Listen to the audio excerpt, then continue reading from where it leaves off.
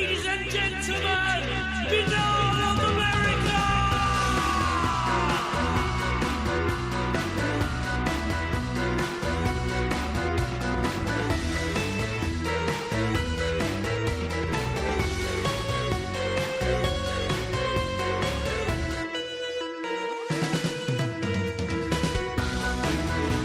And now, ladies and gentlemen, Binnall of America Audio, with your host, Tim Binnall.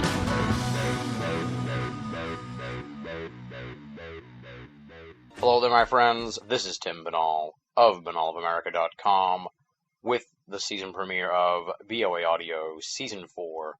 We are back. Your long 3-month wait is over, and I'm excited to be returning here to the proverbial microphone, presiding over the next 9 months' worth of BOA Audio episodes, which will make up BOA Audio Season 4. Hopefully you all had a great break, enjoyed your summer, the remainder of it, enjoyed the beginning of the autumn, and you've rejoined us now as we look out onto the horizon of 31 episodes of BOA Audio Season 4, beginning tonight with the legendary Jim Mars. Before we dive into the preview for the program, we got a couple of in-house notes to take care of. For starters, I want to dedicate this week's season premiere episode to 2 former BOA Audio guests who passed away over the summer. Kent Daniel Bentkowski, who starred in 2 episodes in BOA Audio Season 2, and the esteemed Monsignor Corrado Balducci, who was one of the very first guests we ever had during our little mini-series known as BOA Audio, the X-Conference Sessions. I discussed these 2 great men at length during my appearance on Karen Dolan's Through the Keyhole podcast. But let me just say I really enjoyed working with both of these guests, and they are greatly, greatly missed. Our thoughts and prayers, of course, go out to their friends and family. And, as noted, the season premiere of BOA Audio Season 4 is dedicated to them. On to our other in-house note. Thankfully, it's some happier news. It is my pleasure to announce the winners of the BOA Audio Baseball Special Predictions Contest. With an astounding 4 out of 8 predictions, ultra-popular ufologist and historian Richard Dolan is the 2008 champion of the BOA Audio Baseball Special Predictions Contest. Congratulations to Richard Dolan. We also had an additional contest at the official BOA forum, www.theusofe.com, theusofe.com, and we have winners for that contest as well. It was a tie between Smokin' Cat and Red Sun Superman, so congratulations to those 2 guys for picking up the USOE championship for baseball predictions. Big thanks to all the folks who participated in the contest, both on the BOA Audio Baseball Special and at the BOA Forum. We'll do it all again this coming spring for the 2009 contest. Best of luck to all participants in next year's race. One last tiny bit of business to discuss here. You want to make sure you stick around for the end of the show. There's always something fun there at the end of the program, and we're going to try and do some more stuff here for Season 4 to spice up the end of the program. We'll talk more about that in a little bit. Because it's time now, of course, to preview BOA Audio Season 4's season premiere with the venerable Jim Mars. Longtime listeners know there's only one way to kick off the season, and that is with Jim Mars. And we're going to be discussing his latest masterpiece, The Rise of the Fourth Reich. During this conversation, we're going to have some big picture analysis of the book, along with examination of some of the finer details found in Jim's research.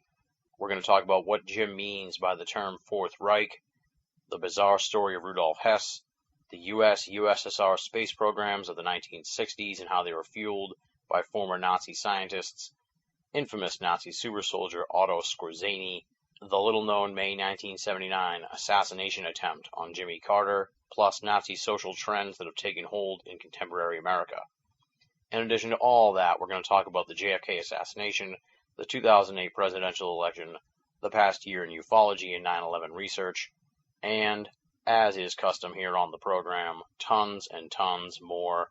The wait is over. It's BOA Audio. It's Season 4. It's Jim Mars. Let the games begin. For those of you who are unfamiliar with Jim Mars, let me give you a little bit of background on him. After graduating with a degree in journalism from the University of North Texas, Jim Mars served in the U.S. Army, after which he became a reporter for the Fort Worth Star-Telegram. Jim worked for and owned several Texas newspapers before becoming an independent journalist/author. His in-depth investigative book, Alien Agenda, has been cited as the best-selling nonfiction book on UFOs in the world, having been translated into several languages. He is the author of the New York Times bestsellers Crossfire, The Plot That Killed Kennedy, a basis for the Oliver Stone film JFK, and Rule by Secrecy, The Hidden History That Connects the Trilateral Commission, the Freemasons, and the Great Pyramids. Other books by Jim Marrs include Spies, The Terror Conspiracy, and his latest book, The Rise of the Fourth Reich. His website is www.jimmarrs.com, JIMMARRS.com. Check it out. You've waited long enough, my friends. Let's rock and roll. This interview was recorded on September 17th, 2008. The legendary Jim Marrs talks about the rise of the Fourth Reich on the season premiere of BOA Audio Season 4. Ladies and gentlemen, welcome to the season premiere of Binnall of America Audio Season 4. As the longtime listeners of the program know, we always kick off the season with someone who was hugely influential in my interest in the esoteric. If it wasn't for our season premiere guest, Jim Marrs, I wouldn't even be doing this show.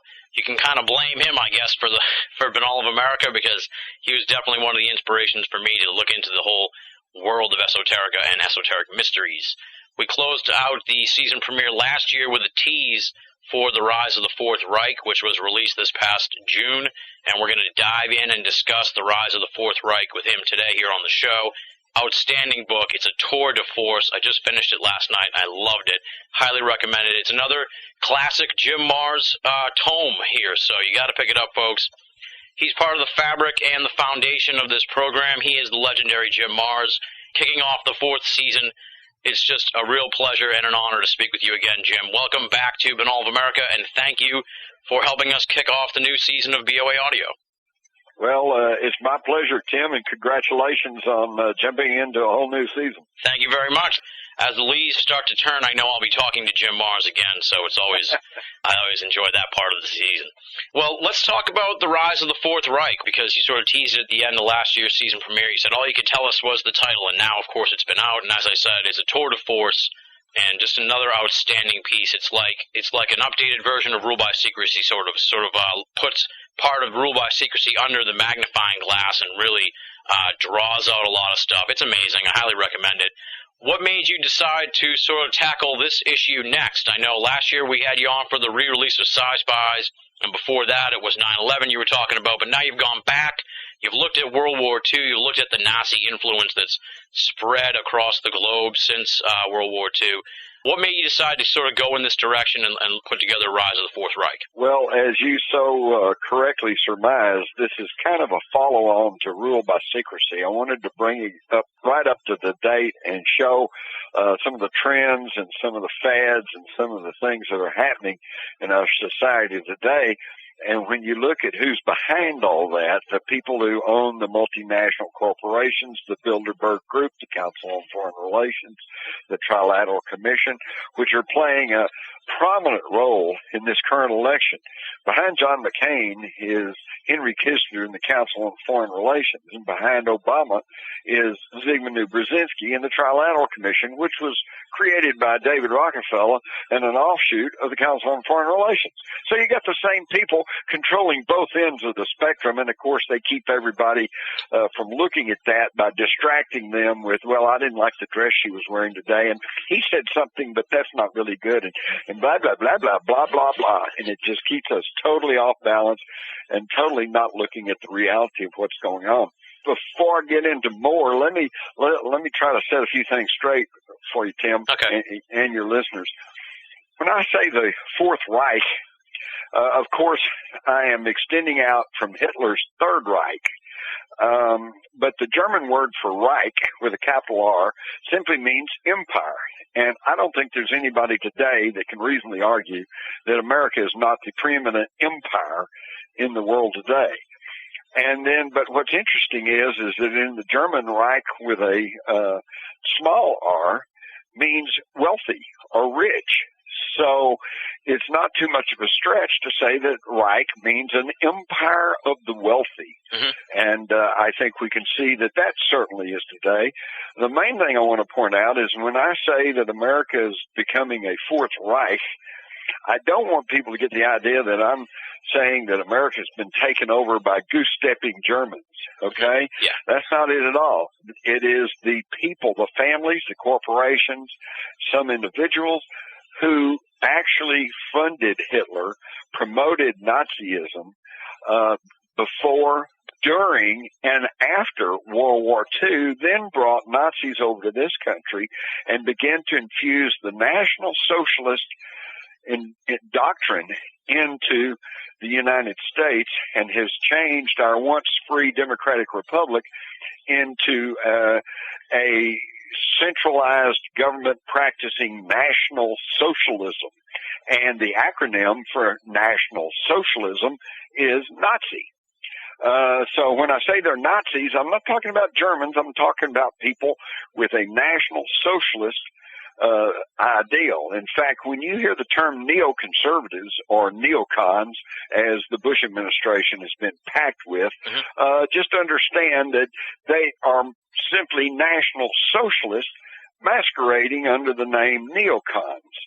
And this is what throws a lot of people off, Tim, because they vote for Bush, for example, in the past two elections, thinking that they're voting for a good conservative, a compassionate conservative.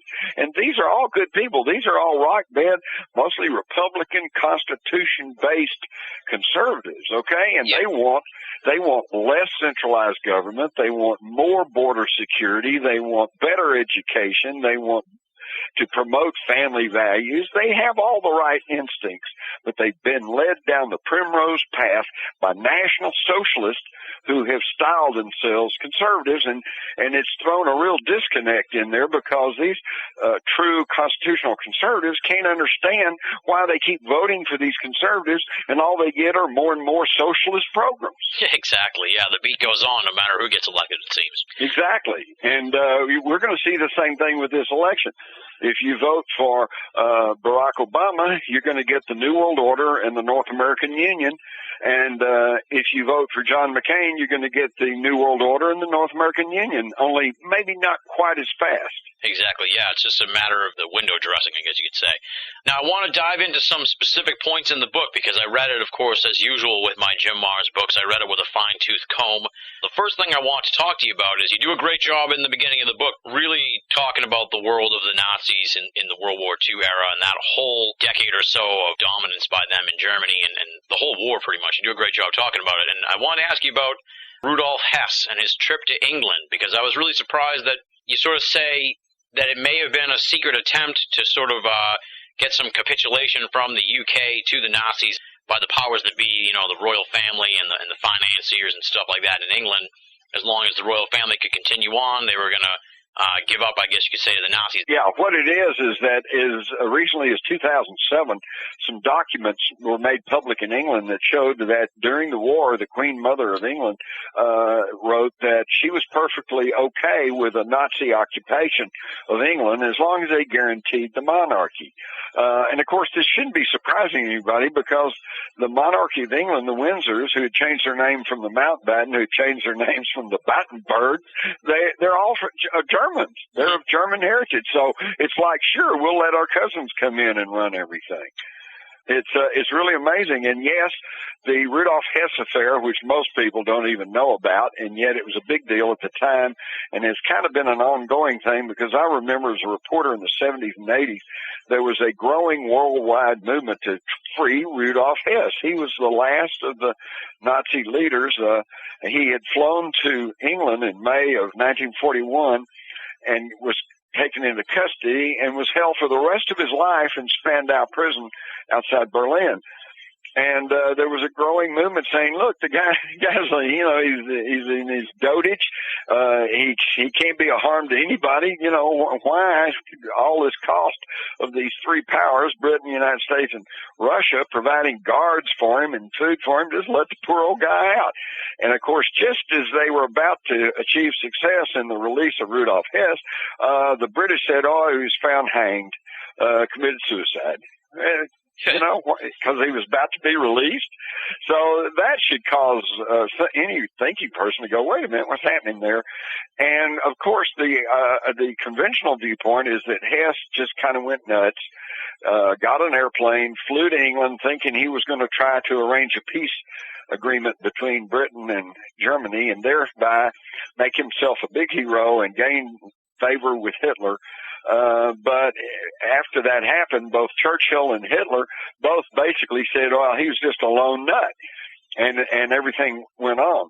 Well, what you'll read in The Rise of the Fourth Reich, of course, is that, as usual, there was a whole lot more to the story than meets the eye. And to just kind of cut to the chase, this was a genuine peace movement from Hitler, because Hess was in a plane specially designed by Willy Messerschmitt himself, and he had been trained by Hitler's own personal pilot. So, this was not just some loose cannon operating on his own. This was an effort to try to reach a peace agreement with the royals in England, so that when Hitler was forced to attack Russia in June of 1941, and that's another huge issue which we'll probably want to talk about in a minute. But he wanted to make sure that he had his back covered and he didn't have to worry about fighting with England. But the whole thing blew up because Hess got lost. He couldn't land where he was supposed to. He ran out of gas. He was forced to bail out, and he was captured. He broke his ankle, and he was captured by a farmer with a pitchfork who turned him over to the Home Guard. And the whole thing, which was supposed to be a secret mission, turned out to, blow into the public. So everybody had to disavow him. And when you read the whole account, you'll find out all the connections with the British royals and even the connection with Prince Barnhart, who later created the Bilderbergers and who had been a Nazi SS officer. And you can see the maneuvering that takes place at these highest echelons of the globalists. Absolutely, yeah, definitely one of the highlights of the book for me, enlightening and really eye-opening part of the book, so that's kind of why I want to bring it up. Now, you sort of you intimate here that you'd like to talk about the move of Hitler into Russia, so let's talk a little bit about that, because it sounds like there's more to the story than meets the eye, or what we've been told in our of course. History classes. Being a lay historian and a kind of a buff on World War II, one of the things that always puzzled me was that in his book Mein Kampf, Hitler wrote over and over, he said, Germany must never again become involved in a two-front war, because that's what happened to them in World War I. They were facing Russia in the east and France and Britain and allies on the west, and it's just it's an untenable situation. So he said, we must never do this again. And yet in June of 1941, he launches Operation Barbarossa, which was the attack on the Soviet Union. And I never could understand, why in the world would he do that, okay? Did he just wake up one morning and say, gee, I think I'll attack Russia today? What we are now finding out, and what essentially turns history on its head, is that with documents and narratives coming out of the old Soviet Union, from Russia today, we are now learning that Stalin had decided he would never be able to bring communism to Western Europe through free votes. So he was getting ready to launch a military invasion of Europe in July of 1941. So in other words, and the only force that stood a chance of stopping him was Germany. And even that, it was way off balance. Stalin had more than 20,000 tanks, some of them the heavy KV models, and even some of the new T-34s that were coming online, whereas Hitler only had 3,600 tanks, and most of those were lightweight PK2s and 3s. So what do? If you know you're about to be attacked by a superior enemy, you launch a preemptive strike. Mm-hmm. So instead of waiting till July when Stalin was going to attack, Hitler attacked in June. And as a result, his small number of panzers were able to punch right through the Russian lines, and they were able in a short period of time to just scoop up whole divisions, whole armies. It was just a magnificent display of the blitzkrieg in action and is a textbook example of how to encircle and entrap your enemy. But now we see the reason for that success. The Russians were not in defensive positions. They were in offensive positions. They were poised to attack. Yeah. Okay, so see this, and all of a sudden now we see Hitler instead of the mad dictator who's trying to take over the world. What he did was, and here's his own words in a speech to the Reichstag in December the 11th, 1941. He said, "If the wave of more than 20,000 tanks, hundreds of divisions, tens of thousands of artillery pieces, along with more than 10,000 airplanes, had not been kept from being set into motion against the Reich, Europe would have been lost." Whoa. Yeah. Hitler, the savior of Europe from communism. We don't ever get taught that in school. Exactly, yeah. The whole scene back then was amazing stuff. And another point here in the book that I wanted to talk to you about, because it really was intriguing, we're sort of moving ahead in time here, the space race and how it seemed like the Project Paperclip Germans who were brought over to America, they were keeping in touch and sort of working, it seems maybe hand in hand with the, for lack of a better term, Russian Project Paperclip guys that were brought over from Germany to Russia. So talk a little bit about that under the radar working together by these two different factions of Germans. Before you can understand that, you have to understand that it was Wall Street financiers and Bank of England financiers who funded and created communism in Russia back at the time of World War I. Mm-hmm. But then they grew fearful because the communists in Russia created the Internationale, and they were talking about workers of the world unite. And, why should you be working for a petty salary when you're doing all the work and you're producing the goods, and it's the capitalists that get all the money, And so we've created a Frankenstein monster here. Yeah. So they said, we got to put a stop to this. And again, the one country that was in a position to block the spread of communism from Russia was Germany. So they went into Germany and they found an army intelligence agent and who had been infiltrated the German Workers' Party and said, you'll like these guys. They want to do away with the Versailles Treaty. They want to rearm Germany. And they think the Jews were responsible for our defeat, yada, yada. And, of course, that was Adolf Hitler. So these same people who created communism then began to back Hitler as a block against the spread of communism. And then they found out they created another Frankenstein monster because those Germans just proved to be a little bit too efficient. They overran Poland, Czechoslovakia, and the Low Countries and France and were threatening England. So it's like, whoa, we've done it again. Yeah.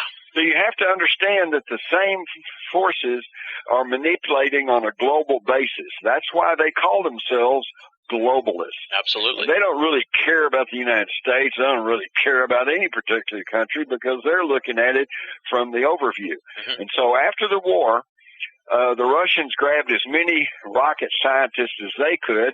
We grabbed as many as we could, and we both had German rocket scientists working both in the Soviet Union and in the United States. And what I show in The Rise of the Fourth Reich is that on the low level, they were in touch with each other. Apparently, there was under Paperclip, there was very little scrutiny given to these scientists. They were allowed to go off on weekends. They were allowed to bring their girlfriends in and wives, sweethearts, and everything else. Their mail was not necessarily monitored. And so apparently they were in touch with each other on a low level, but the key thing is at the highest level, at the level of Allen Dulles, who'd been in the OSS, became the longest-serving director of the CIA, John J. McCloy, who was the High Commissioner of Germany after the war, and yet had been one of the primary funders of Hitler through City National Bank, which, of course, is now Citicorp. Same people are in charge, and they're bringing all these Nazis in. So the idea seems to be is that we know that the Russians achieved early space successes because they were building huge heavy lift rockets that just throw something up in the orbit, while we were working on guidance systems and computer control, and that's why they got a little ahead of us, because they were able to put the first satellite up, Sputnik. They were able to put the first man into space, Yuri Gagarin. first woman in space, first dog in space, and it was starting to make us look bad. And that's why Kennedy in 1961 proclaimed that he pledged that we were going to put a man on the moon by the end of the decade, because we had to show that we were at least as good as the Russians. So the idea is that you have the Russian space program, public space program, you have the NASA U.S. public space program, but the people at the top were combining these technologies, and there's a third covert space program. And that seems to be the idea, and there is some compelling evidence to show that that very well may be the case. Yeah, that's really been intriguing me for a long time, the idea of a secret space program, and the more I hear about things, the more it sounds likely that that is the case. One character in the book who sort of shows up a couple times, I would call him a super villain almost, that's Otto Skorzeny. Talk a little bit about this Otto Skorzeny character. Well, you couldn't miss Otto Skorzeny because he was well over 6 foot tall and had a huge dueling scar down the left side of his face. In fact, his nickname was Scar.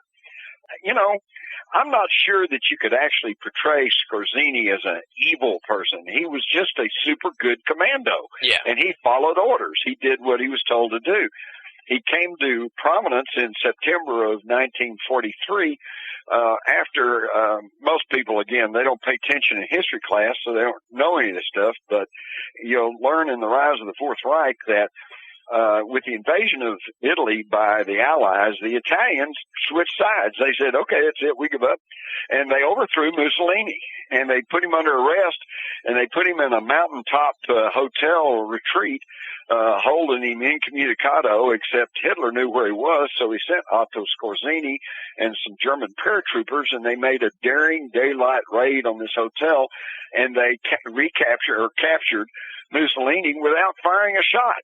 And then on a very hazardous takeoff, just barely managed to get him off the mountaintop in a small plane, took him back to Hitler. Hitler proclaimed Mussolini the true ruler of Italy, and the war in Italy continued till the absolute end of the war, although we were mostly fighting the Germans and not the Italians.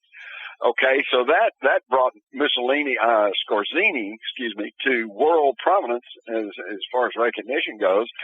And it was just a few months after that, according to my sources, and that I quote there in the Rise of the Fourth Reich, it was Otto Skorzeny who led an SS battalion into the Languedoc region of southern France in the foothills of the Pyrenees Mountains, the home of the Cathars, who were the victims of the Vatican's Albigensian Crusade, and the home of the Knights Templars, who had brought back all these secrets and treasure from the Middle East to possibly including Solomon's treasure. And on March the 16th, 1944, Skorzeny sent a one-word telegram back to Berlin saying, Eureka, which means I found it. Yeah. And it was signed Scar. So apparently the Nazis got hold of the legendary treasure of Solomon. Incredible. Yeah, just an amazing character. I'm surprised there hasn't been a movie about this guy yet, or maybe there hasn't. I just haven't heard about it yet. But no, I don't think so. But see, that's interesting too. I mean, not only is there all this, it sounds like it'd all make a great movie, but you never see this stuff either in the movies or even in the history books. So that's why I feel like it's my obligation as a journalist to dredge this stuff up and present it to people. Absolutely, yeah, and that's why we have you on the show every season, because you always bring the goods. Now I'm going to jump way ahead in time here to something that just completely blew my mind, and that's this Jimmy Carter assassination attempt by two characters, Raymond Lee Harvey and Osvaldo Ortiz. I mean, you couldn't make this stuff up. I mean, this is amazing stuff. No. In fact, a lot of people say, well, you're just making that up, so I have to pull out the Newsweek article and show it to them. No, it actually happened. In fact, if you'll go back and really study it, you'll find that Jimmy Carter was already under the gun for being a kind of a wishy-washy, do-nothing president. And so he had asked for national television time in the late spring of 1979. And the pundits were saying that he was going to announce sweeping changes within the government, okay, to show that he was really doing something. And yet he went to a Cinco de Mayo Hispanic festival out in Los Angeles where he was under assassination attempt by Lee Harvey and Oswaldo. And these guys were just street people who said that they had been hired by these gunmen who had come up out of Mexico, and they were supposed to create a diversion, and these riflemen were going to take out Jimmy Carter. And boy, they downplayed it at the time, act like, oh, there's nothing to that. And yet both those guys were held in lieu of $500,000 bond, and charged with attempted assassination of the President of the United States. And then they just dropped out of sight. You know, you'd think they'd still be in prison, but I could not find any record of them in the prison records today. So whatever happened to them, nobody knows. And of course, Carter was not assassinated, but he obviously got the message because he canceled his national TV talk. He went into seclusion at Camp David, called in everybody, including the preacher Billy Graham, and was quoted as saying, "I've lost control of the government." And again, we see the hidden Nazi mechanizations that were taking place to alter and change and guide the course of history in this country. That was just amazing. I never even heard that story. And I'm sort of like wondering, or I'm intrigued or confused, I guess you could say, by, you couldn't really call it a coincidence that one dude's name is Lee Harvey and the other guy's name is Osvaldo. Like, what do you make of... What are the odds of that? Yeah. What are the odds of that? Exactly. No, it was a message to Carter that, you know, we can get you just like we got John F. Kennedy. And he got the message. Yeah. But in doing this and by downplaying it, and most of the news stories about that event never carried their name. It was only in this Newsweek article and maybe one or two other places.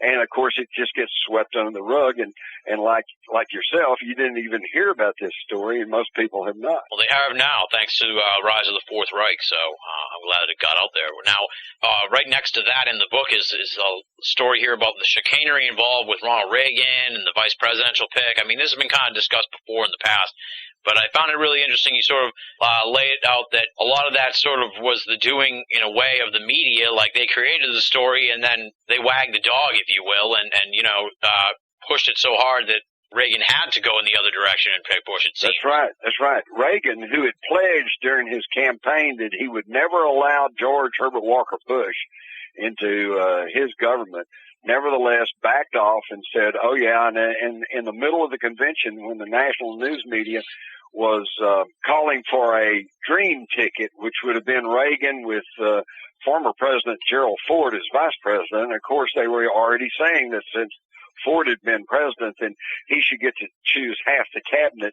Well, you know, so Reagan, being faced with the prospects of half a government, rushed into the Republican National Convention in the middle of the week, late at night, about 11 o'clock, 11:30, and said, well, let's put to rest all these rumors and everything. I choose George Bush. And again, we see the manipulation that's going on. John Dean, who was the White House counsel to President Nixon, in a recent book called Broken Government, stated, it's been new on Capitol Hill since about 1997, and about 3 years after the GOP gained control of the House. It's been new to the White House since 2001 with the arrival of George W. Bush and Richard B. Cheney, although its roots first emerged during the Nixon presidency and began blossoming in the Reagan-Bush senior years. So what's he talking about? What blossomed? What was gaining control in this country? Well, if you ask John Dean, he would probably say neoconservatism. But as I've said before, when you hear neoconservatism, just think National Socialism. It was this Nazi doctrine that was beginning to take charge in this country. Again, you have to understand that under National Socialism, you have fascism, and fascism is defined as the blending of state or government power with corporate power. And there's really no question, I don't think anyone would try to argue today, that this country is not run by the large corporations. In fact, Mussolini, and you'll hear his quote in my book, The Rise of the Fourth Reich, said fascism may not really be the correct term. Said, the correct term is corporatism, ruled by the corporations. Mm-hmm. And that's what we see happening today. Now, Tim, here's the only difference between fascist Italy and Nazi Germany in the United States today. In Germany and Italy, the state, the government, gained control over the corporations, and it was that blending of state and corporate power that produced fascism. Mm-hmm. In modern America, the corporations have gained control over the state. Yeah. but the end result's the same. One of the things that you talk about in the book that was really interesting to me was sort of how a lot of these social trends, like vegetarianism and anti-smoking, I'm trying to think of some of the other ones, keeping people in shape. Protecting the environment, anti-hunting, Exactly. The National Socialists were a New Ager's dream come true. Exactly. Talk a little bit about that, because I didn't even realize just how many of these social trends actually had root in Nazi Germany. Exactly. Well, Hitler was a teetotaler. He didn't drink. He didn't smoke. He wouldn't allow people to smoke around him. He started a massive anti-tobacco campaign in Germany that was becoming pretty effective until the war started. And, of course, when the war starts, everybody wants to smoke and drink to get away from reality. And but at one point, the Luftwaffe, the German Air Force, had actually banned smoking on all its properties. So he also was the first to institute anti-pollution controls in Europe. He also built the Autobahns, this wonderful system of highways. And so he was anti-hunting, and of course anti-gun, and they immediately used the gun registration list to take up weapons from anybody that wasn't a loyal Nazi. And so we see that in that viewed from that standpoint, well, some of these environmentalists of today and the back to the land movement and the people who are going for the alternative health care, I mean, they would have all been big supporters of Hitler. But here's the only problem with all that. Some of that stuff is probably fine and good, and I don't argue that there's should be the freedom to express opinions about how that we should not smoke, not drink, not eat meat. Hitler was a vegetarian, unlike that. But when you start codifying those ideas and those opinions into law and force people to do that against their will, that is fascism and totalitarianism. And we see that happening again in the United States today. For example, I'm old enough to remember when Humphrey Bogart, Lucille Ball was on television saying, "Smoke Camels, they're good for you." Okay? And then they went through about a 20-year period where the tobacco industry was diversifying, getting out of there, and once they had gotten the bulk of their income diversified off into other products, then all of a sudden the health reports started becoming more frequent about how smoking causes cancer and causes all kinds of problems. And to the point now where cities and governments are now passing laws saying you can't smoke. Well, wait a minute. For example, here in Texas, I know it's this way in California. You go in a bar, you can't smoke. Yeah. Not because the guy who owns the bar says so, but because the state says so. And to me, that's not freedom. Freedom is the guy that owns the bar or the restaurant should be the guy or the person to decide. If the bulk of his customers do not want people smoking in there, then he has the full right to put up a no smoking sign and say, if you want to smoke, you're going to have to go somewhere else. But if you have an old bar and everybody comes there to smoke and drink and everybody wants to, then where's the state got the right to come in and tell you you can't do that? Exactly, yeah. They're just telling everybody how to live their lives nowadays, it seems. Exactly. And we see that all the way from the smoking and from control over public places to the schools. You can't even put up the 10 Commandments anymore on the wall, Yeah. Well, what's that got to do with anything? Number one, nobody has to read it. And number two, if you read it, you don't have to abide by it. And so what's the problem? It's just nuts. In fact, we've gone to opposite extremes. There are now some school districts up in the Northeast and maybe in the Detroit area that are allowing time for Muslims to kneel and pray to Allah at certain points of the day, and yet you can't put up the 10 Commandments or say a Christian prayer. Well, see, where's the equality and freedom in that? There isn't any, unfortunately, it seems. We gotta spread this stuff around. Let's put it on the internet. You're listening to Binnall of America Audio. Great heavens! What kind of radio show is this? And we've talked at length here on the show before, you and I, about 9/11 and everything. Now, why do you think things seem to have picked up the pace so much? It seems like, since 9/11 or since 2001, this push toward a global society, New World Order, everything else, seems to have just picked up pace amazingly compared to sort of the drip of it prior to 9/11. Right. Yes, they definitely have picked up the pace, and 9/11 was the big impetus, and that's why I encourage everyone to pay attention to the 9/11 truth movement. Yes, there's some weird theories out there, and yes, all of it's not 100% accurate because we don't know what happened, because all we've been given is a conspiracy theory. And that conspiracy theory is one of the weakest ones I've ever heard, which is namely that 19 devout Muslim fanatics managed to hijack 4 aircraft in one day, and with no fighter interceptors, and then unerringly guide them and crash them into these 3 buildings, and one, of course, crashed in Western Pennsylvania, and defeating our $400 billion defense system, while all the time being guided by a Muslim cleric using a laptop computer in a cave in Afghanistan. I mean, that's about the most ludicrous conspiracy theory I've ever heard, and yet that's the one we're expected to accept. And that's the one that the corporate control media has shoved down our throat and will not even give fair comment to anybody raising questions about it, such as, how does 2 planes bring down 3 buildings in New York?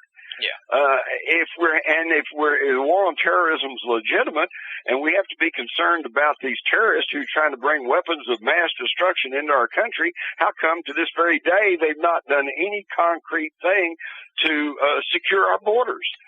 You know, and the 19 hijackers who they still say, well, that's who did it, even though they also say, well, the planes were just disintegrated and no bodies found, everything turned to ash, and yet we know those are the guys.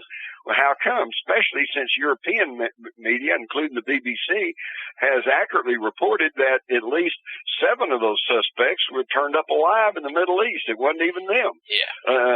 And the head of the FBI admitted a few days after 9/11 that they were using false identities and fake passports and visas, and that they really didn't know who they were. Exactly. Well, so how do we know Osama bin Laden was behind it all if we don't even know who it was that committed the crime? And speaking of Osama, who we're still using as the big boogaboo, you know, Osama going to get you if you don't give up your freedoms. The FBI now has publicly stated that the reason that they did not have on their most wanted list Osama bin Laden wanted for 9/11 is because they have no hard evidence that Osama bin Laden was behind 9/11, which happens to be the truth. The whole thing is just a sham. And again, when you go back and see how Hitler seized power in Germany, he was in the early January of 1933. Hitler was just chancellor. He was like the vice president. Hindenburg was the president. And but then towards the about a month or so later, their parliament building, the Reichstag, caught fire and was gutted. Well, in those slower, kinder times, that was as big a shock to the German nation as 9/11 was to us. And then Hitler steps up and says, well, give me the power and I'll take care of those communist terrorists. And so they rushed through the Enabling Act, just like we rushed through the Patriot Act. And the same thing started happening. The demand for national identity cards, gun registration and confiscation, the creation of detention centers, which quickly grew into concentration camps. I mean, all of this is happening in this country right now, despite what anyone wants to believe, pro or con. Exactly. FEMA camps are a reality. They're here. When this Reichstag fire happened, was like how we have the 9/11 truth movement, was there any sort of like Reichstag truth movement, or were people sort of not as cynical as they are now? No, because number one, people were more trusting in that day and time, and when the Nazis had complete control over the media, they had control over radio and they had control over the newspaper, so they only got one side of the story, which is the same thing happening today. Yeah. Okay? And there was fear.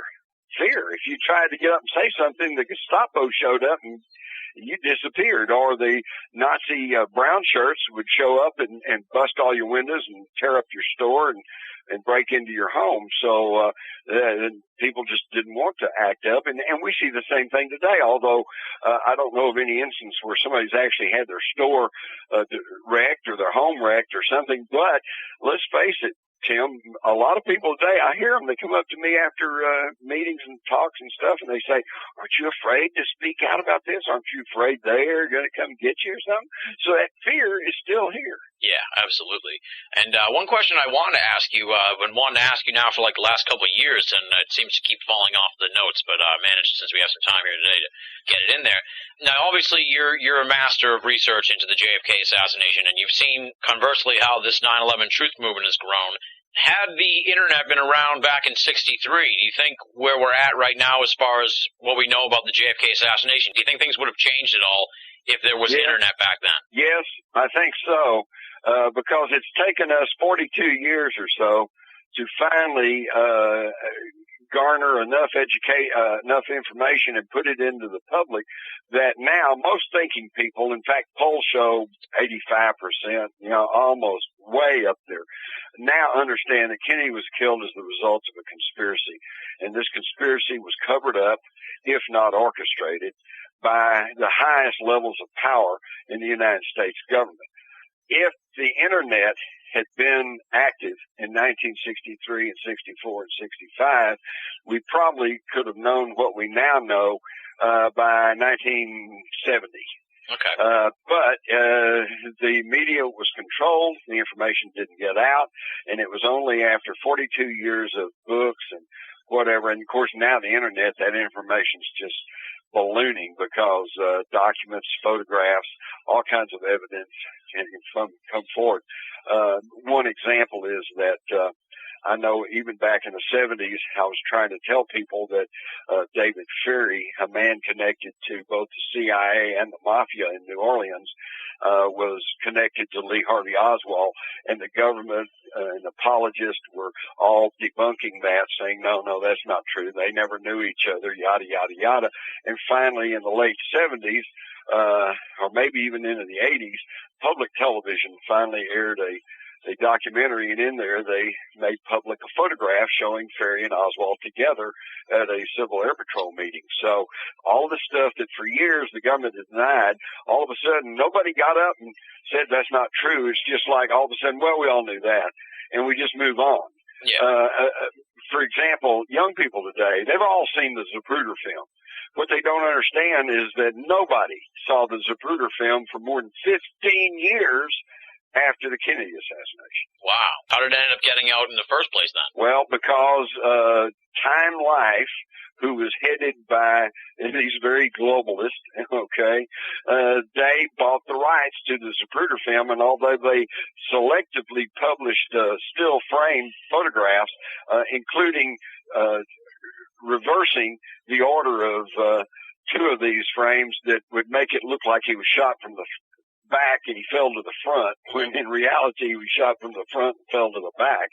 But they bought the rights to it, and they held on to it, and nobody got to see it until the mid-'70s when actually, I think what happened was that when Garrison in 1968-69 was trying to prosecute Clay Shaw in New Orleans as being part of a conspiracy to kill Kennedy, he subpoenaed the Zapruder film, and Time Life fought it all the way to the Supreme Court. But the Supreme Court, which had not been packed by neocons at that time, ruled that no, this is a legitimate subpoena. You're going to have to turn over a copy. So grudgingly, Time Life turned over a pretty poor copy of the Zapruder film to Garrison investigation, and of course they jumped all over it, made copies, spread it out all over the place, and within a few years one of those midnight talk shows, I think it was Dick Cavett, they actually ran it for the American public, and that was the first time anybody had ever got to see the film. Wow. And now you've kind of already touched on what's going on today with Obama and McCain, but let's extrapolate on that a little more. What are your thoughts here as the election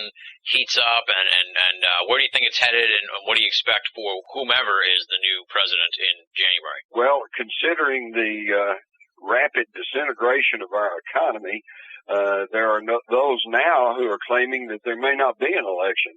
But I'm not quite buying into that, because the people behind the Bush administration behind McCain and Obama, they're not stupid.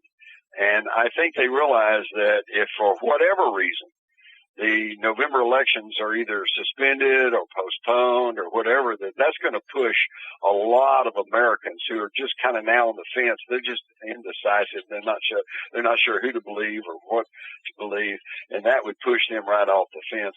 And I could envision the villagers marching on Washington with pitchforks and torches.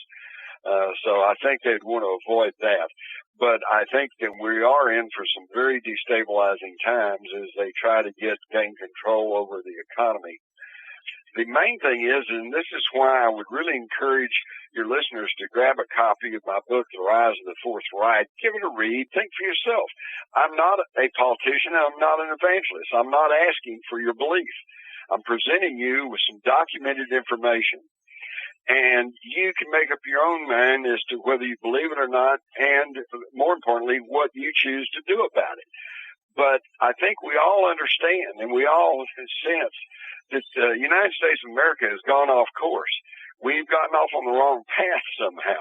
The problem is we don't know who to blame for it. The conservatives blame the liberals. Liberals blame the conservatives. Republicans blame Democrats. Democrats blame Republicans. And I think that what we need to do is, if you'll read the information in my book, The Rise of the Fourth Reich, I think you'll understand that it's these self-styled globalists who funded communism, who funded Hitler, and who are now trying to build a Fourth Reich in the United States.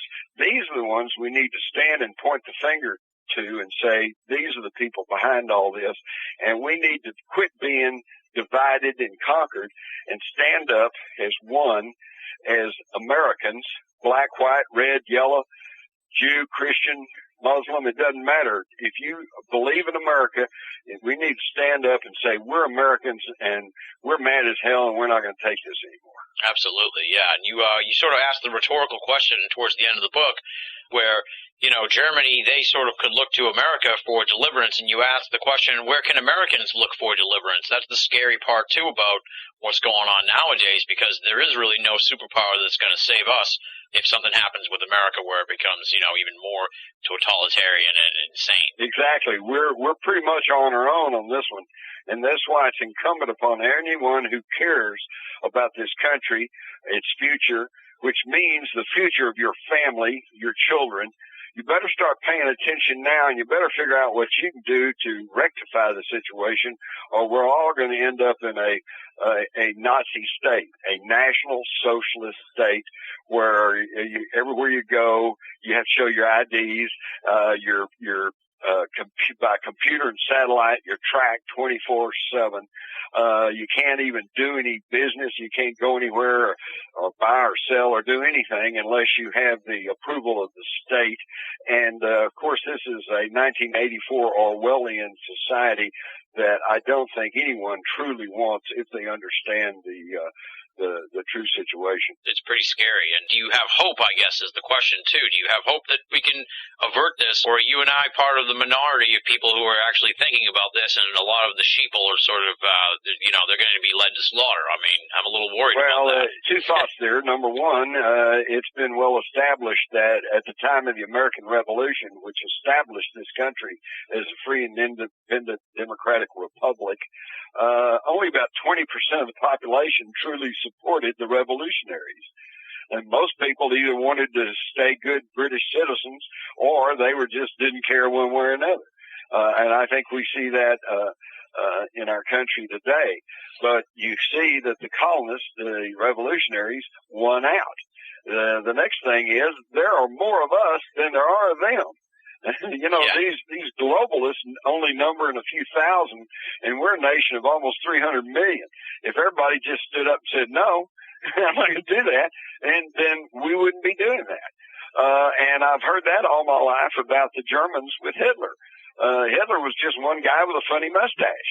And if he said, today we attack Russia, and everybody went, no, we're not going to do that. Yeah. Well, it wouldn't have happened. But the scary part, I guess, is that they didn't, and that's what I worry about here with the Americans, too, that they're not going to. Well, that's what's happening today. People are just so, I hesitate to say apathetic, because apathetic indicates they just don't care. Well, I think most people do care.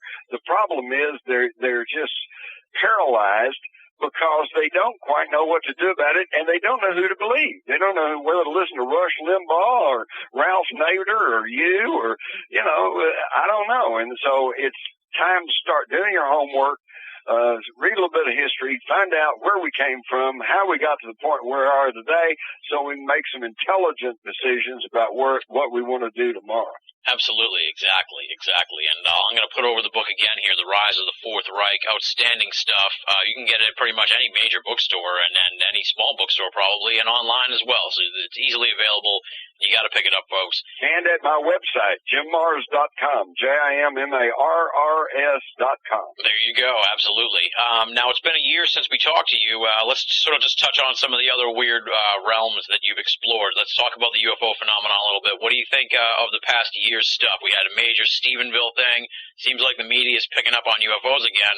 Larry King's probably done half dozen at least episodes, when prior to that he'd maybe done 3 or 4 in the last decade. So it seems like UFOs are hot again. What's your thoughts on this? Well, I'm not going to say, Tim, that we're turned the corner, but I really think we're at the corner in the UFO issue. For the past 60 years, egged on by official but covert government policies of denial and ridicule, there's nothing there, folks. There's nothing there, folks. And if you persist in saying you saw something, then you may be a little bit mentally unbalanced. And that has been very effective to close off discussion of UFOs. But as you've said, some of the more recent sightings, the O'Hare thing that happened in November of 2007, the Stephenville sightings, and what I see as the major change here is not that the government's opening up anymore, but that the news media is now treating it as a legitimate news subject and is not routinely ridiculing people who come forward and say that they've had these experiences. For anyone who chooses to actually research this issue, even if you discount 80% of the sightings, reports, films, photographs, it still leaves an incredible amount of evidence that something very unearthly is taking place in our skies, and probably not attributed to human technology. And then if you study further, you'll find that this is not a recent thing. You go all the way back to the Bible. Ezekiel saw the fiery wheel in the sky. Hello? A UFO, a saucer? You go back to the ancient Sumerian tablets in cuneiform, which are still available because they would etch those cuneiform characters into mud and then bake them so they're stone, they're brick. And these are still in existence, and they talk about the people who came from the heavens and landed on the earth. Yeah. So I don't know, for people to say there's nothing there only tells me that they've got a mind that's just wired shut. There you go, yeah. And then to sort of like bring these two issues together, we talked here about this rise of the Fourth Reich, this empire that is America. How do you think the UFO phenomenon sort of fits into that? I mean, do you think maybe they'll use that? A lot of people have speculated that they'll use that as sort of a global uniter in a way at some point. Are these things working together is what I mean? Are they going to cross paths at some point? Yes, they will, but then therein lies a big danger, because it's been even stated by people who have knowledge of what the plans are, that once the threat of worldwide communism died away, which it has, then next there would be the threat of international terrorism, which of course is what we're in the middle of right now. And then they say that when that doesn't work, the next outside enemy is going to be a threat from space. But Werner von Braun, who was the most highly decorated Nazi of them all, and who came over here and was the father of our modern space program, as he said, it's all a lie. Okay? So it's really incredible. And, of course, if you accept the idea that there are extraterrestrials involved here and that they have been involved all through history and that they're still here, then, of course, it stands to reason that if their objective was to capture all the Earth people or destroy all our cities like in the movie Independence Day, they certainly would have done that long before now. Yeah, exactly. So obviously that's not the plan, and yet you're right. Once they condition the population to the existence of extraterrestrials and life in space, then we're going to be prey for another false flag operation that they will blame on spacemen and say, okay, give up the last of your remaining rights so we can protect you. And unfortunately, there will be too many people who will go, oh, yeah, please take all my rights, just protect me. Exactly, yeah, that's the scary part. You say, and we've sort of talked about how things are speeding up with the post 9/11 world, and that maybe we're at the corner of the UFO thing, so it kind of seems like maybe we're at the precipice of these two crossing paths, within our lifetime, within a decade or so. I don't know. Oh, hey, Tim, not just within our lifetime. I think we've got 2 to 4 years. I think things are speeding up because it's as though the people who understand truly what's going on, who have the overview, and particularly the globalists who are trying to manipulate and control everything, I think it seems to me that they realize that we're on some kind of a time frame here. There's something coming up that they feel like they've got to get a lock on us before that happens. And I don't know if it's contact with extraterrestrials or maybe giant geophysical changes, earthquakes, and we already see these tremendous hurricanes and tornadoes, and we've had volcanic eruptions on the North American continent. I mean, and all this within the past 20 years. So it's like almost as though they're on some kind of time schedule, and they feel like they've got to get control over everybody so that they can maintain control when whatever's going to happen happens. And of course, most people who've studied all this, they're pointing to the year 2012. Yeah, but we can't put all our eggs in the 2012 basket because no, of course not. That's that was like and that was Y2K. Like Y2K, yeah, and in fact, you can go back to every century in recorded history. As the new century approaches, there's always those who say, "Oh, it's all over," doom is here, the end is nigh. But this one, there seems to, I don't know, this one there's more than just a few prophets or crystal ball gazers. This one there seems to be, for example, in December of 2012, the Earth will come into direct alignment with the center of the galaxy, and they are already picking up radio signals coming from the center of the galaxy on a regular basis, indicating, even National Geographic raised the question, could this be from an intelligent source? So there's just lots of wild things going on, and all I can say is keep your powder dry and keep both feet on the ground and just stay balanced and ready to go any which way. Let's do the what's next for you. Last year you teased The Rise of the Fourth Reich, and you delivered, of course, over the summer. It's an outstanding book. What do you got in the pipeline that we can look forward to in the future from Jim Mars? Well, this one I can talk about because this will happen before the end of the year, sometime about November. I'm due out a book that I did in conjunction with the AboveTopSecret.com website, and it is called Above Top Secret, and it is about 25 of the top conspiracies, mysteries, enigmas that we face today. And I think everyone's going to get a really kick out of this one because it's not the heavy footnoted type, academic type work. This is just my description of these various controversies, and we're trying to give both pro and con.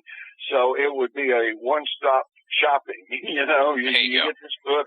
If you've ever wondered about what about UFOs, if you've ever wondered is God an alien, if you've ever wondered about is there a Nazi base in Antarctica, if you've ever wondered about what was it that hovered over Gate 17 at O'Hare Airport, what came over Stephenville, is there really alternative energy sources available and that are being suppressed? Is the Federal Reserve System a scam? Who killed Kennedy? if you've ever had just the slightest question about what that is, here you go, this one book, and you'll get the overview from both sides. Nice. It'll be out about November, available in any bookstore. It's kind of funny how some mysteries sort of fall out of vogue, if you will, like spontaneous human combustion or Loch Ness Monster. I mean, these were things that were really big when I was a kid, like in the 80s, and now they're barely mentioned as part of today's esoteric milieu, if you will.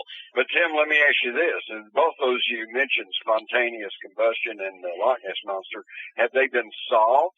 No. No.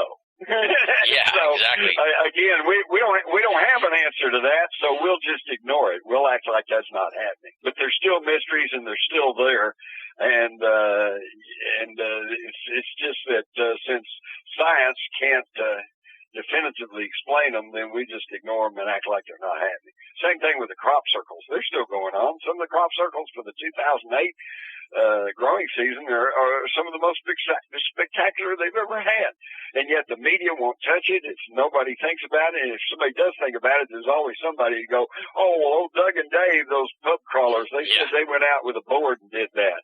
You know, and even the news media parrots that, without taking into consideration that the one growing season that Doug and Dave said, oh, yeah, we went out with a board and a string and we stomped down all the crop and we made those crop circles. We must have made about 200 of them. Well, they don't go and check that there were 2,000 of them that particular season, not only in England, but also in Canada, Australia, United States. So, boy, Doug and Dave really got around. There you go. All right, so you got the Above Top Secret coming out probably, you say, in November. What else you got up? Anything, speaking engagements you want to mention or anything coming up? Yes, I will. In fact, October the 25th, right here in Fort Worth, we're having the first annual Texas UFO Forum. UFO, you find out. Wow, nice. And it'll be me. It'll be Nick Redfern, who has written several books pertaining to the government, what the government knows about UFOs. And we're going to have Ken Cherry, who is the state director of MUFON and led the investigation into the Stephenville experience. Then on November the 7th, 8th, and 9th, I'm going to be speaking at the 6th Annual Crash Retrieval Conference in Las Vegas. Later in November, from November 21st to the 23rd, I'll be in Dallas for the Lancer JFK Conference. And we'll be there on Saturday the 22nd for the anniversary at the Grassy Knoll. There you go. Okay, nice. Sounds good. And aside from the Above Top Secret, anything else, any other big books coming out that we can look forward to, or are you keeping those under your hat for now? Yeah, well, I've got some things stewing around in my small brain, but I'm going to keep those under my fedora hat for the time being. There you go. Well, I always look forward to your books, and looking forward to Above Top Secret, and I'll keep my eyes peeled for anything else coming down the line. Thank you for your kind words about the rise of the Fourth Reich, and I'm glad that you appreciated the information in there. And by the way, you hadn't mentioned this, or maybe didn't know this, but a couple of weeks ago, even though it had only been on the bookshelves for less than 2 months, the rise of the Fourth Reich actually hit the extended New York Times bestseller list. So I thank you, and I thank your listeners that are following my work and have contributed to that immediate success, despite a not very much publicity.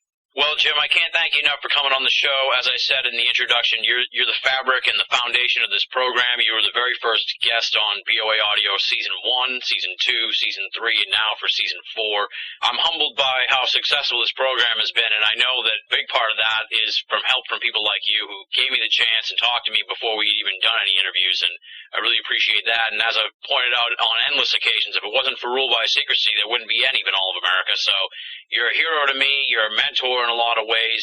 I have a world of respect for you, not just for the work that you've done, but for the wide berth of work that you've done. I mean, there's very few people that can speak intelligently and in depth on JFK, UFOs, parapolitics, 9/11, and now, of course, with the rise of the Fourth Reich, the whole Nazi emigration and expansion and the whole National Socialist thing.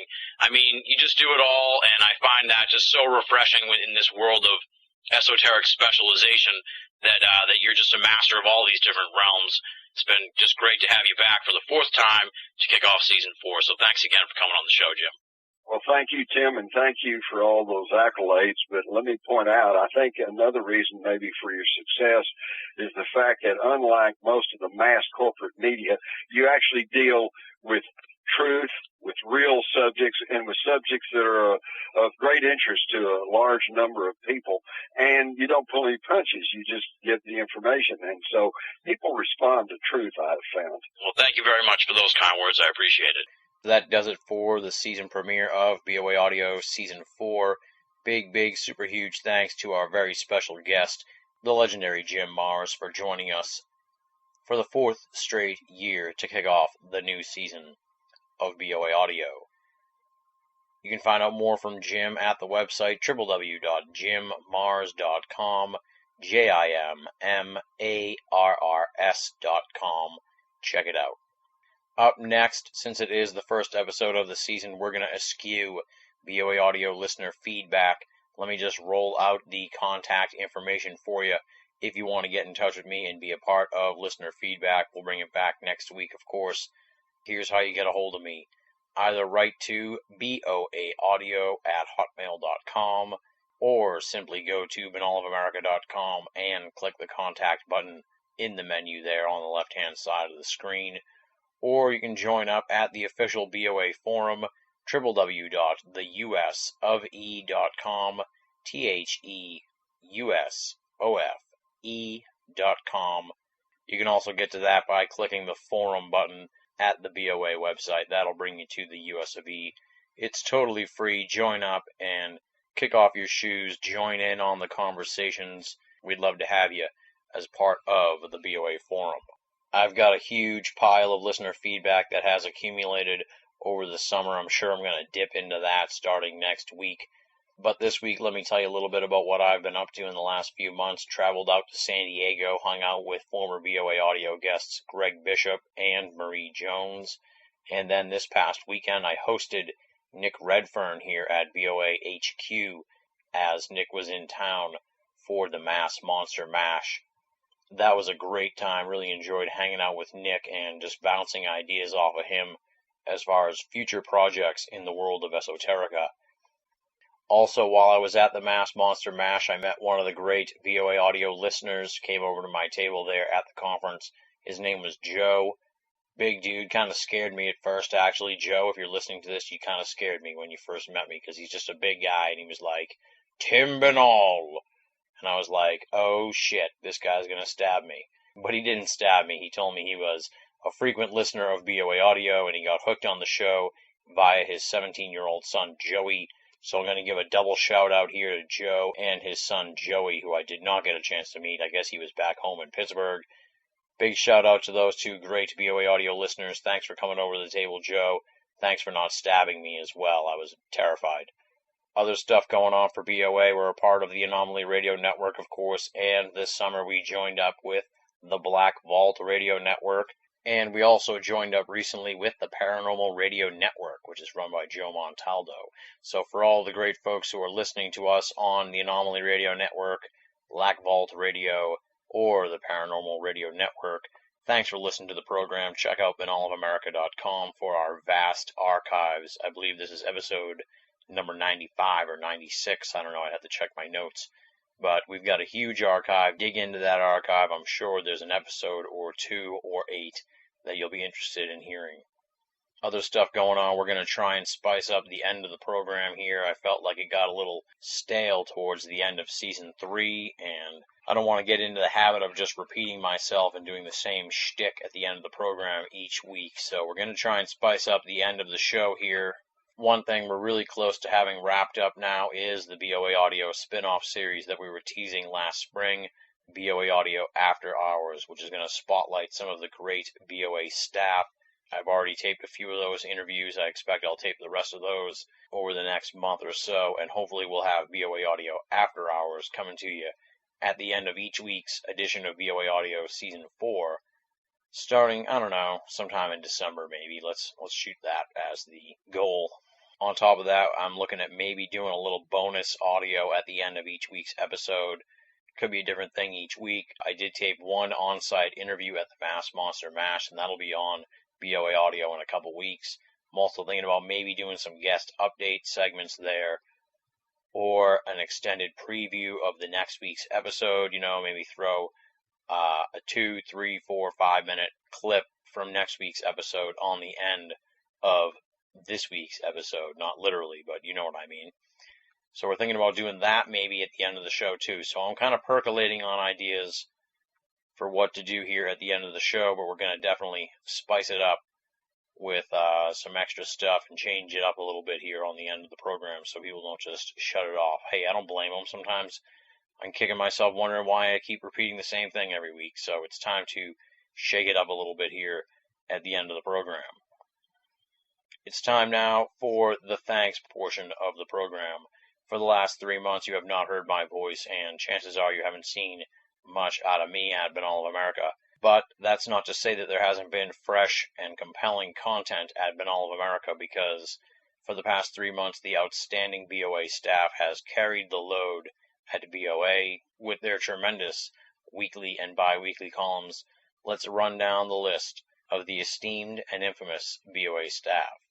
Leslie, Chiron, R. Lee, Joe V., Tina Senna, Rochelle Hawks, and Richard Thomas from Wales.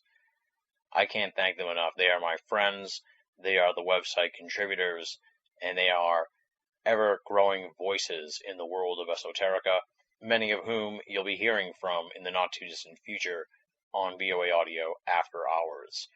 Big, super huge thanks to the BOA staff for carrying me on their back. I'm back now with BOA Audio, and it's time to start contributing and really push the website at full strength and full speed here going on until the summer of 2009. The band is back together, and it's great to have all you listeners back in the audience as well. I've said it once, I've said it twice, I've said it way too many times, but you know what I'm talking about, folks. BinnallofAmerica.com, BINNALL of America.com, BOA.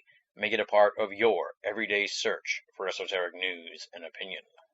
Normally the next part of the show is the closeout part where I ask you for donations, but I think we can skip over that just this week because it is the first episode. Let's not ruin the good vibe by me running around here with my hat held out, especially in light of the current financial crisis. I do want to give a shout out and thanks to all the great folks who made donations at the end of July when we made the desperate call out for donations. You kept us afloat through the summer and into the beginning here of season 4. We've got the next 6 weeks of episodes already taped and in the can ready for you. We've got many more after that scheduled to be taped. That is thanks in part to the great BOA listeners who made donations at the end of July and all throughout season 3. Next week on the program, it is going to be a little Halloween theme going on for BOA Audio, but it's going to be Halloween themed as only we can do on the show. Our guest is Dr. Stephen Rourke. He has been digging into the Spiritcom story for the past few years, and he has unearthed an amazing behind-the-scenes tale of what may have really been going on with the Spiritcom. Many people have heard about the Spiritcom story. It is one of the more bizarre tales of esoterica. Sort of became big in the 80s and has become a meme into itself within the ghost and EVP community. Dr. Stephen Rourke actually looked at the story, dug up a lot of documents, dug up a ton of background information on these folks who were behind the Spiritcom story, and it is unbelievable stuff. That's next week. Dr. Stephen Rourke, The Spiritcom Story, Fact or Fiction, only on Binnall of America Audio, Season 4. And on that note, we wrap it up here, folks. Thank you so much for listening. Thanks for coming back to Binnall of America Audio. I am just beyond excited about Season 4 and where this program is going to go over the next 9 months. Check out BOA. We've got a little audio preview of the first batch of guests that we've already taped. That'll give you a sort of sample of what's to come over the next 6 weeks or so on the program. Come on back next week for Dr. Stephen Rourke. Until then, this is Tim Binnall, thanking you for listening and signing off.